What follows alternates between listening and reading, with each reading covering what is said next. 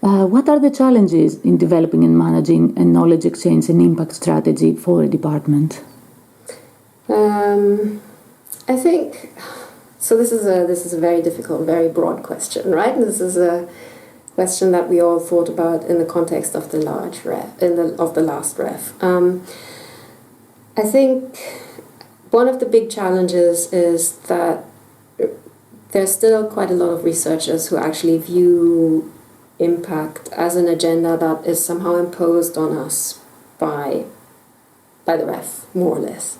And I think that is still something that departments need to work on. And it's not everybody who views impact that way. And in a sense, we've been doing it forever. We've always been thinking about what are the real world implications of our research, and how can we make sure that those implications actually are brought out and are brought to the attention of practitioners. But I think in some ways the ref agenda has been unhelpful to us, or has been received in the wrong way, and that's something to work on. I mean, beyond that, I guess let's start thinking about what a knowledge exchange strategy might have to achieve for a department. And I guess what it would want to achieve is generating diverse types of impact. And it would want to draw in diverse sets of beneficiaries. And to do that, I think there are a lot of things that can be done by departments.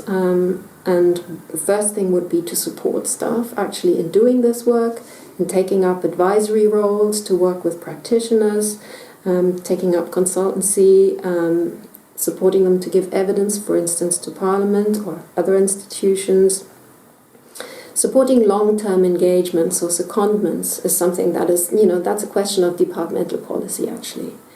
Then I think secondly, the department can do a lot to facilitate dialogue and collaboration with practitioners. So that could be done through centers and institutes within departments that may have specific practitioner programs. It could be done via visiting fellowships, where we bring practitioners to Oxford to actually work with us for some time within departments. It can be done in the context of executive education programs, actually. And it can be done, obviously, in the context of ordinary seminars and conferences like the conference that I described. So there are a lot of opportunities and channels that departments can use to realize knowledge exchange. And then I think the third big area is engaging the public. So not just having the dialogue with practitioners, but engaging the public more widely. And that is really about using the media. It's about publishing for a broader general audience. It's about departmental communications, such as blogs, which I actually picked up and read. So that's the sort of thing that departments can do. Now the challenges are huge. I mean, helping staff who have never done this kind of work to make the first steps, to make the first contacts, to develop their own impact networks, that's a whole challenge in itself. And then I think integrating knowledge exchange into research projects from the beginning is increasingly demanded by the funding councils, right? But can actually be supported by departments. And it's a question about integrating impact into research strategies, research agendas, research management and evaluation, right? Mm-hmm.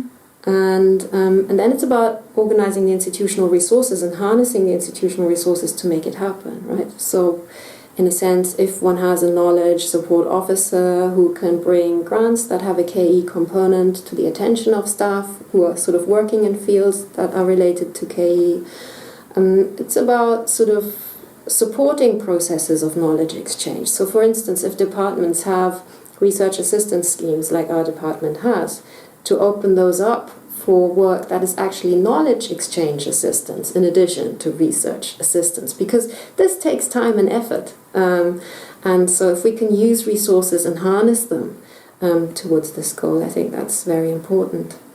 So I think these are some of the challenges that departments face. Great, thank you. How can a department monitor and judge the success of a knowledge exchange and impact strategy? So in terms of judging the success of the strategy is simple, right? It's, are you achieving the goals that you've set yourself? But let me think about this maybe from the perspective of an individual researcher, right? Who is being monitored. So I think ultimately maybe the best way forward for departments in thinking about impact and how to manage that and manage it successfully is perhaps with some sort of support structure. So through an impact support officer. When you say monitoring, my heart sinks, right? Because we're basically reporting so much on so many different activities that we are engaged in. We have to report regularly on our research. We, of course, report regularly on our teaching. There's so much monitoring that actually, and it takes away from the time that you have to actually do the work. So my suggestion would actually be that departments engage in a sort of light touch monitoring that really focuses on the work that individuals do with the support of the knowledge exchange officer, right? The knowledge exchange officer in the department should be the contact person, the point person who knows what's going on, who supports researchers, who makes sure that really the impact is adequately documented. That's the key thing, right? That's where you monitor, really. And so, for instance, as I was developing my research agenda and impact agenda over the last year, I basically checked with our knowledge exchange officer how I should log the different events and the different activities, right? And we basically agreed on a format of a spreadsheet. That's as simple as it can be, right? About tracking the impact activities. So she knows what's going on, right? It's basically, that's all that monitoring really needs to be. It doesn't have to be. So what I dread really is some sort of meeting with the head of department, which is an impact review meeting on an annual basis. I think that's really the wrong way to go. In terms of judging whether impact's being achieved and whether impact strategies are being realized, I think judging impact, the kind of criteria that we got in the last ref, which is reach and significance, they're perfectly good criteria, I think. Mm-hmm. So it is about, how many people does your research have an implication for, and how many different constituencies, right? It is about how important the research really is, how important the consequences are. These are good criteria. And in terms of the ref, of course, we'll need to think about exactly what hoops they want us to jump next time. Mm-hmm. Thank you. Looking towards the next 5 years, what would be important to take into account when developing and reviewing departmental impact strategies? I think the next ref is going to be very different. So this is, when you say the next 5 years, you're thinking about the next ref period, right? Mm-hmm. And in terms of impact, ref 2014 was exceptional and special because, of course, impact was being introduced for the first time, and we had this very long period that we could look back on and that we could use research impacts from.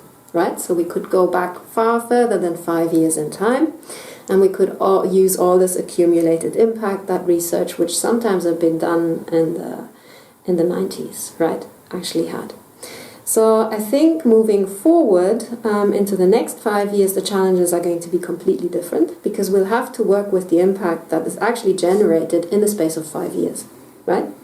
And I think that's tricky in many ways. So on the one hand, the last ref allowed us to produce these really very impressive impact case studies, partly because there was more time for the impacts to actually be realized, right?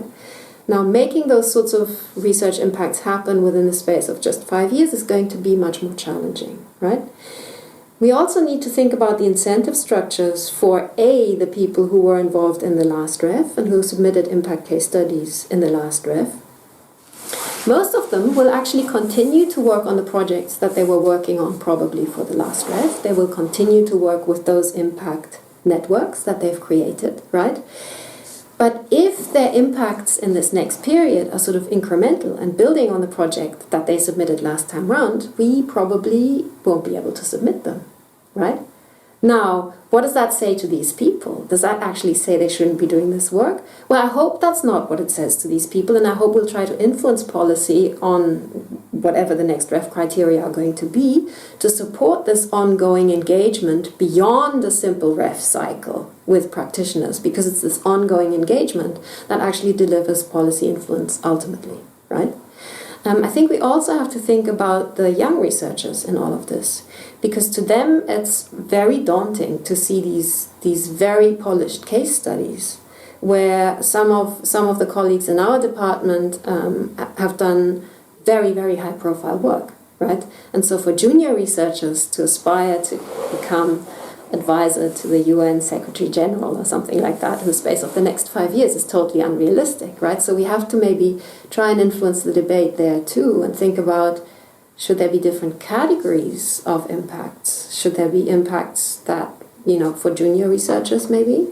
Should there be an impact category for established researchers who have already had research impacts? Can we judge maybe how they've built on those? I think these are really big questions. And ultimately, I think it's a good idea that we should be thinking about, what are the implications of our research for the real world. But we also need to make sure that this doesn't turn into a silly box-ticking exercise on a 5-year cycle. So we need to be guided by our own moral compass in this sense, I think. Thank you.